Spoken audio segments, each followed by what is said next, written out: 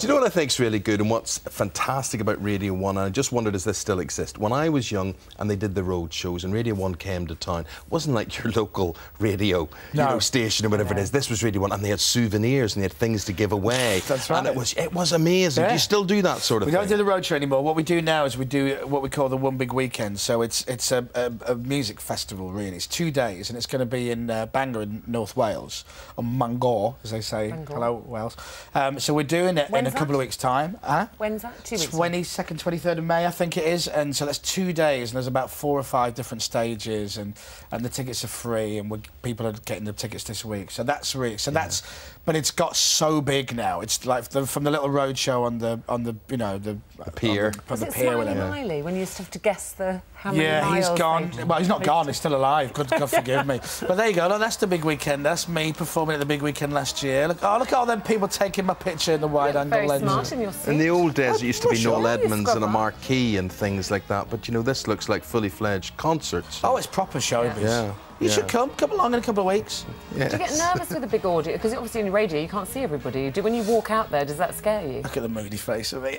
No, I get really excited. You get a bit of nerves, but kind of nice, happy nerves. You know, like before you coming out, but you always want to go for a wee.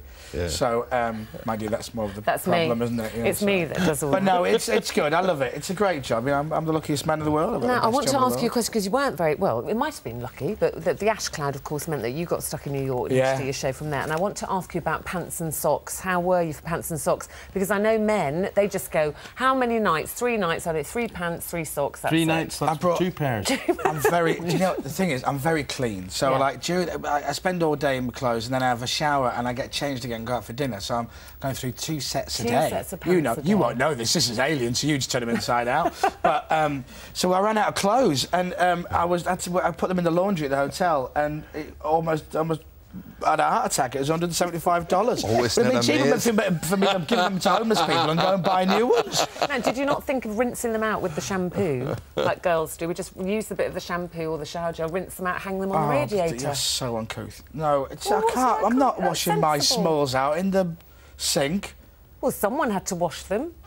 Yeah, but that's paid. It's a laundry. They're not scrubbing them by hand. It's not the 1920s. You don't know what they're doing. No, imagine that. No, is that what you don't do that, do you? You don't. I'm like you. Scrubbing your undercrackers in the bath at 11 o'clock at night. He sends everything to the hotel thing, and like you, then you get a 300 quid bill back. Well, you know, but that was only because I was stuck. I don't do that all the time because you know. No, you couldn't afford to. It was $2 cheaper to get my t-shirts cleaned than it was to go to the shop and buy a new one. So, but no, we got stuck. But luckily, we got back all right. So I mean, we were stuck in New York, which is not a bad place. Not a bad place to be stuck. Chris, what do you make of this whole election thing and how well hung we are today and all that? I mean, would your audience be interested in that in the morning? Are they glad for the distraction? We talked about it today. We can't talk about it. The rules and regulations the BBC have are so ridiculously tight that the election pretty much doesn't exist on our show until today, and we can finally kind of talk about it. And what's nice is we were asking all these questions today about what certain things mean, because you get to a point where you go, I don't really know what that means. Yeah. So I'm quite happy I'm comfortable with my ignorance. So I'm kind of going, right, so what does that mean? They need to get a certain amount of seats, and if they don't, then these people are allowed to team up with these people, and then they get that. And so we talked about that today. I didn't realise, never really knew what why it was called an exit poll. I never knew it was as simple as they asked them while they're exiting. Well, he was like, but you know, you don't, after these things you just don't know. He was laughing at me earlier, and he said, I can't believe you asked that question about the Queen. What does the Queen do? Because I keep hearing the Queen, you know, they have to go and ask the Queen. But listen, if you don't know, you should ask. You're absolutely right. I agree. Don't be afraid to ask. Do you know what Do you know what an ACPC is? I do, and I suffered from that for a few years. Can you get tablets for it? This is the new phrase today, an anti-conservative progressive coalition.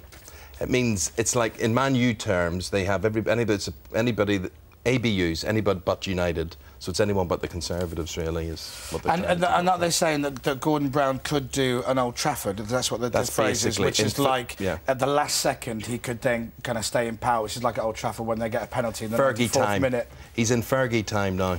By the way, good luck to Leeds United on Saturday, please. Come on, lads. Thanks very much. Very important game. Good luck, because your season came off the rails after you beat us at Old Trafford.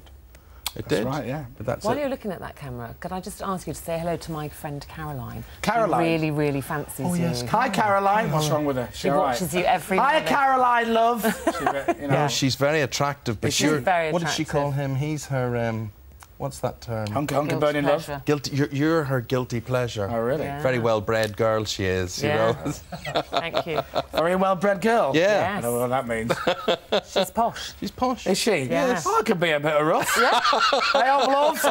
Anytime, give us a shout. Ding-a-ling. Whatever that means. Listen, it's great to see you. Enjoy your big weekend. And thank you. Yes, and look forward to seeing yeah. your celebration anniversary programme on Sunday. And listen, lovely to see you. You look lovely. Thank you. Gorgeous. Thank you very much. Shall I let them have a bit of a love-in? We should. Just Shall say we have a cuddle? No wrinkles on a cuddle. balloon, remember that? Well, That's where you're going wrong. Anyway. I think I've just been sick in my mouth. Well, Chris is having his big weekend in Bangor, and you could create your own big weekend. You could jet off to Antigua. Oh. Yes, with, not just that, Go on. with 10 Yeah. grand. Give over. in You'll your get there, you pocket. probably won't get back because of the ash cloud, but anyway, here we Not go. a bad place to be stuck.